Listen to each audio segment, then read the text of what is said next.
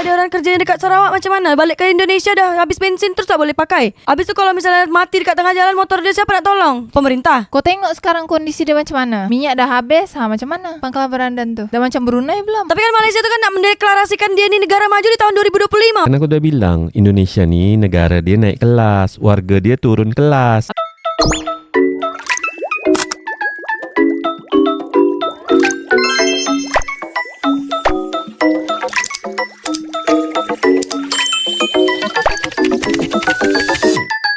Cảm ơn ni nang thoi chế chế cái podcast ha, chế chế cái podcast si tak wei kau buhui. Kia nang tak wei kau buhui kia. Tak wei kabuhet tu apa benda? Tak wei kau buhui itu arti dia bercakap sampai muntah darah. Jadi perbatasan Kalimantan Barat dan Malaysia, Sarawak Malaysia, ini kan masih impor listrik dari Malaysia. Bahkan orang Kalimantan Barat sendiri pun banyak yang tak tahu. Jadi pergaduhan di sosial media mengatakan bahwa ini hoax. Mana pernah Kalimantan Barat impor listrik dari Malaysia. Tapi faktanya sampai sekarang perbatasan Kalimantan Barat masih impor listrik dari Sarawak Malaysia. Tapi banyak juga orang Kalimantan Barat Indonesia tu yang belanja ke Sarawak Malaysia karena lebih murah, beras, minyak goreng, bensin, macam gitu-gitu. Tapi kalau dia orang isi bensin kat Sarawak Malaysia, kena marah tak dengan pemerintahan Indonesia beda? Dia orang ni kan pakai untuk kendaraan dia orang. Kalau misalnya dia orang kerjanya dekat Sarawak macam mana? Balik ke Indonesia dah habis bensin terus tak boleh pakai. Habis tu kalau misalnya mati dekat tengah jalan motor dia, siapa nak tolong? Pemerintah. Bukan macam tu, beda. Sebab kita lihat kasus-kasus sekarang ni, orang-orang Kalimantan ni beli bensin kat Sarawak Malaysia. Habis tu dia jual eceran kat Kalimantan. Bukan gitu, bukan dekat Sarawaknya, tapi dekat Tawau. Itu orang-orang Kalimantan Utara dari Nunukan. Dia orang ni pergi ke Tawau untuk beli bensin terus dijual eceran dekat Nunukan. Dia tu dekat Pulau Sebatik tu. Bahkan dekat Pulau Sebatik tu ada tempat ni, satu rumah itu depan dia, halaman depan sampai ke ruang tengah itu Indonesia. Habis tu perbatasannya tu dari dapur ke belakang itu di Malaysia. Kalau yang macam tu dia orang beli minyak kat Malaysia, aku rasa tak ada masalah sebab dia tinggal di perbatasan kan. Tapi pemerintah Indonesia ni dah melarang tak boleh beli minyak bensin dekat Malaysia. Karena itulah dia orang tak masuk pemasukan. Sebenarnya kenapa orang ni beli bensin dekat Malaysia? Karena APMS yang datang ke sana tu terputus terus. Cakap-cakap pasal Sarawak. Sarawak ni pemain utama petroleum negara Malaysia. Petroleum tu apa benda, Samdol? Petroleum ni kalau bahasa Indonesia dia minyak bumi. Betul, Sarawak Malaysia ni memang dia ni pionir dalam industri minyak dan gas. Sebelum merdeka pun dia orang ni dah menemukan minyak bumi pertama dekat Old Lady di Miri. Jadi ceritanya ni macam mana ni minyak dan gas yang ada di Sarawak beda? Cerita dia macam gini. Di tahun 1920, Rajah mengeluarkan perintah konsesi sel yang menetapkan kawasan di Miri sebagai penerokaan dan perlombongan minyak dan Sarawak Oilfield Limited dimiliki oleh Shell. Di tahun 1930-an nih, British sama Belanda nih melakukan pencarian dekat luar pesisir minyak baram nih. Di tahun 1952, kerajaan penjajah Sarawak mengeluarkan pajakan minyak dalam bentuk surat ikatan kepada Medan Minyak Sarawak, memberikan syarikat kebebasan, hak dan keistimewaan untuk meneroka dan mengendalikan semua petroleum yang terletak di dalam atau di bawah atau di seluruh wilayah yang terdiri daripada jajahan Sarawak, termasuk tanah di bawah semua perairan wilayah. Mak, itu aja baru minyak dan gas yang ada kat Sarawak Tapi dia sekaya itu Malaysia. Sedangkan kita ni Indonesia ada minyak, ada batu bara juga, tapi macam inilah kondisi dia. Tahun 1958 Majlis Negeri tu atau sekarang ni dikenali dengan Dewan Undangan Negeri, atau kita ni macam pemerintahan lah, macam gitulah Dia ni meluluskan ordinan perlombongan minyak bagi menyediakan peruntukan minyak lebih baik untuk undang-undang yang berkaitan dengan perlombongan minyak dekat Sarawak dan pelantar benuanya. Di tahun 1960, penerokaan berkembang dari dasar ke laut pesisir dengan Orient Explorer menjadi pelantaran pengerundian mudah alih pertama yang digunakan.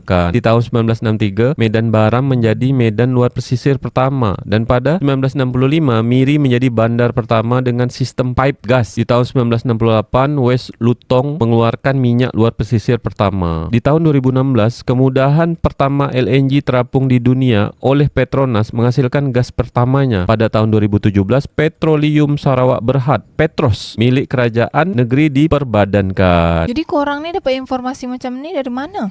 Kau baca masalah oil and gas Meta tuh. Oh, jadi ada semua data-datanya kat situ. Engkau sibuk-sibuk cakapkan Petronas untung terus, Pertamina ni rugi terus. Tapi kau ni tak tahu sejarahnya minyak Malaysia macam mana. Aku tahu sejarah minyak bumi di Indonesia beda. Tuh Pangkalan Berandan tuh. Ada kat Sumatera Utara. Minyak bumi pertama di Indonesia. Kau tengok sekarang kondisi dia macam mana? Minyak dah habis. Macam mana Pangkalan Berandan tuh? Dah macam Brunei belum? Susah lah nak cakap, Cik. Nanti kau dibilang suruh pindahlah kau sana ke Malaysia tuh. Tapi kan kalau nak olah minyak beda, itu harus ada regulasi yang betul. Dah tu pengelola dia ni harus terbuka, transparan. Jadi minyak tu kemana, duit dia kemana, itu harus tahu semuanya. Itu kan dekat negara orang, Cik. Bukan kat Plus 62. Minyak bumi pertama Indonesia ni bukan dekat Kalimantan Utara. Kat Sumatera Utara beda. Kau ni tak belajar sejarah minyak bumi di Indonesia. Asyik-asyik belajar minyak bumi kat Malaysia je. Daripada engkau cakap selalu Petronas tu lebih untung daripada Pertamina. Tapi kau tak tahu sejarahnya macam mana. Kau tahu tak pertama kali yang kasih izin sedut minyak kat Pangkalan Berandan tu siapa? Yang kasih izin tu Raja Langkat beda. Jadi zaman dulu tu masih banyak raja-raja Melayu di Nusantara ni beda. Jadi yang kasih izin tentang minyak-minyak ni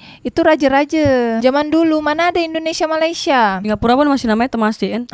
Negara Indonesia ni, negara dia naik kelas, warga dia turun kelas. Pertumbuhan ekonomi Republik Indonesia belum inklusif. Pembangunan ekonomi inklusif dan berkelanjutan merupakan salah satu misi penting yang disasar dalam Rencana Pembangunan Jangka Panjang Nasional atau RPJPN Indonesia 2020-2025.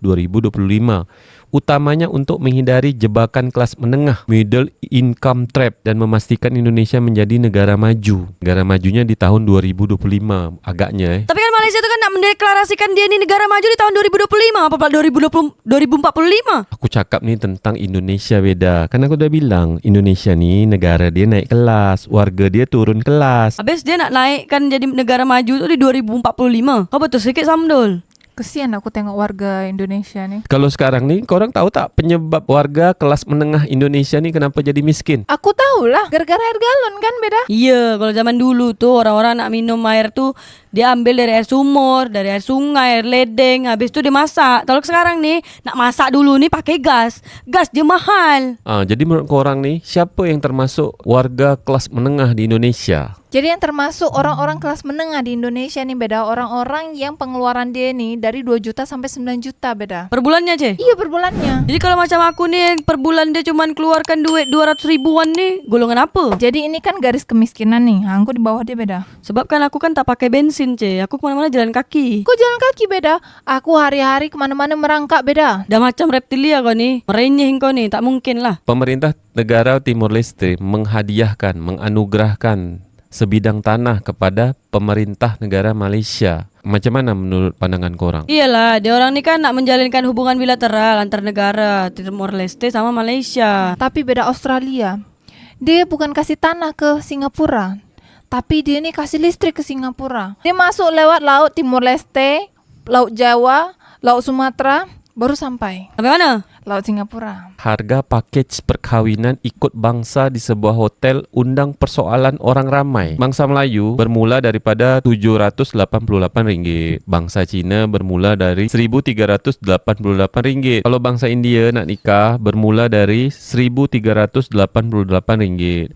Bangsa Cina bermula dari RM1,888. Paket nikah bangsa Melayu ni kok lebih murah pula? Paket nikah bangsa Cina lah, paket pertama dia aja dah nak RM2,000. Iya, tapi maksudnya sekarang kalau korang melihat hal macam ni macam mana? Kalau ibaratnya diorang ni kayak macam kecoh, diorang ni lihat bergaduh kayak rasis gitu. Sebenarnya tak rasis lah Samdul. Kalau misalnya tengok adat istiadat diorang ni kan berbeza-beza. Kalau misalnya Chinese mungkin dia lebih banyak lagi ornamen-ornamennya mungkin, ataupun rentetan acaranya lebih lama, ataupun apalah yang membedakan tu kenapa boleh mahal macam gitu. Dari baju dia yang harus mewah-mewah macam gitu kan. Kalau orang Melayu ni kan yang paling sederhananya pakai baju kurung macam gitu, atau tudung mantuk gitu aja. Tapi aku tengok memang nikah kat Malaysia ni murah lah beda. Ya dekat dalam hotel dalam round 6-7 juta aja yang bangsa Cina. Kalau dekat Tanjung Pinang ni, dekat rumah pun undang orang tu boleh sampai 10-20 juta. Iya, untuk konsumsi aja bisa menghabiskan sampai 10 juta beda. Boleh sampai 50 juta, Cik. Tergantung lah berapa banyak orang yang diundang ni. Kawan aku tu nikah 120 juta. Dia pinjam duit sama ceti. Sekarang anak dia dah 4, utang ceti pun tak habis-habis. Oh, kalau kat Indonesia bakri.